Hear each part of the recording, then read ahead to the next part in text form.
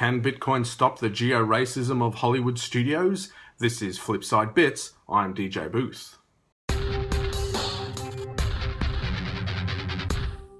Old-fashioned movie studios are still playing catch-up in the world of instant on-demand torrent downloads.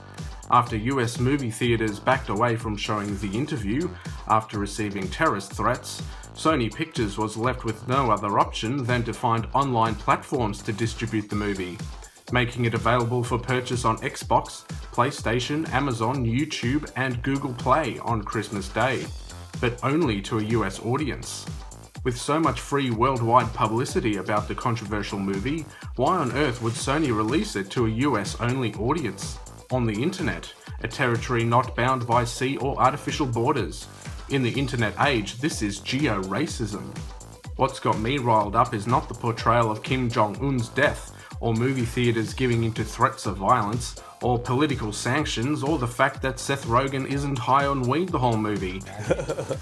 It's the constant discrimination displayed by Hollywood studios, restricting who is allowed to see their movies based on where the viewer physically lives. It's so laughable that internet citizens around the world responded to the frivolous restrictions by downloading torrents of The Interview 1.5 million times within just 2 days of its release.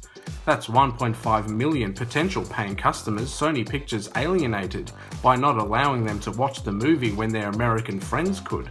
Hollywood studios have been hell-bent on shutting down torrent websites and copyright violators, essentially seeing BitTorrent technology as a threat to their bottom line, rather than a potentially lucrative distribution channel.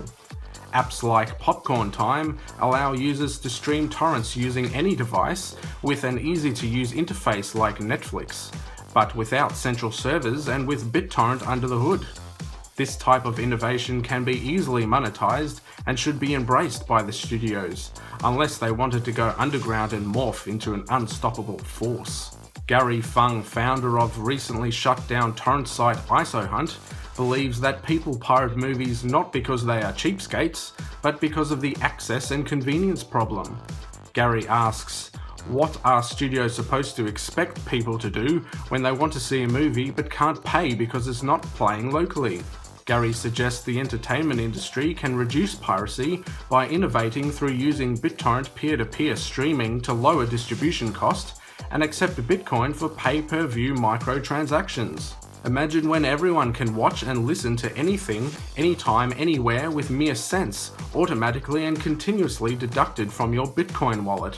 From a technical point of view, all this is already possible today. However, the biggest hurdle may be that of Bitcoin adoption. Is pay-per-view streaming the killer app for Bitcoin, or is Bitcoin the killer app for online streaming?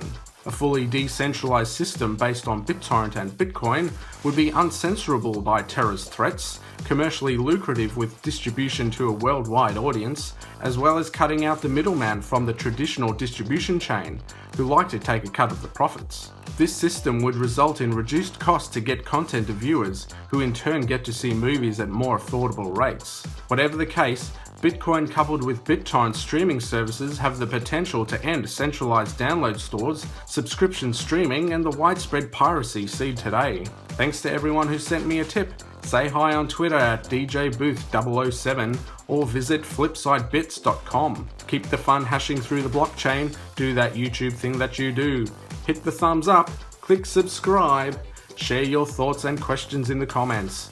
Don't forget, Bitcoiners, send me a tip if you enjoyed this episode. Every little bit helps. See ya.